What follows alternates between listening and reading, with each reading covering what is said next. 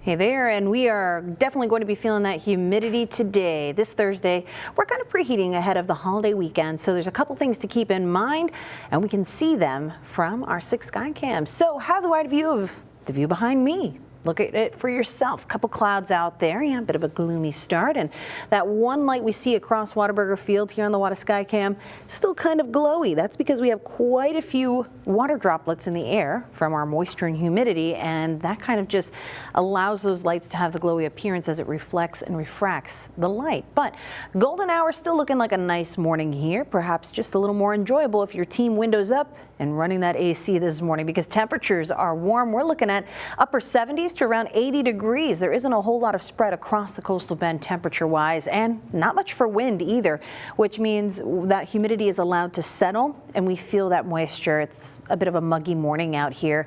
This afternoon, though, we're going to add some more sunshine to the mix, and that'll help improve the haziness that's reducing visibility across some of our neighborhoods like Beeville as well as down in Alice. So that'll get better here in about the next hour or two, but boy, that muggy feeling probably isn't. Let's dive into your Chris 6 neighborhood weather network and show you what temperatures are looking like in the Beeville neighborhood. 76 across the board here from FM 504 over to Hilltop Road.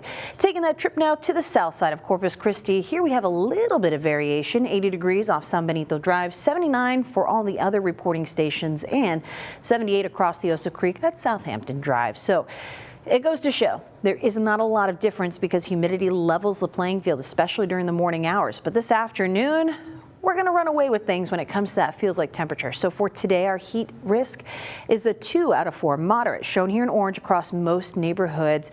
But beware of that red, that's a major heat risk, 3 out of 4 for inland counties such as Live Oak County and Duval County. But heading into tomorrow, we look about the same. So as we wrap up this work week, if you're taking your furry friend out for a walk, be careful. It is going to be tough for kids, pets, and the elderly. They're first to receive that heat risk, and they're more prone to heat-related illness. So if you're going for a walk today, our star Scooby has a good idea. Walk in the grass. It's better for their toe beans, especially when we see the hottest part of the day, which I hope you're avoiding, but that pavement heats up and it can be really hot for their paws. So let's take it easy out there. With temperatures reaching the upper 80s by lunchtime and a light breeze, it's already going to be feeling significantly hotter. By 1 p.m., we feel like the century mark, and we haven't even hit 90 yet. Into the early afternoon hours, we'll be feeling like the lower 100s with temperatures in those lower 90s. So as I mentioned, tomorrow the heat risk looks a lot like today.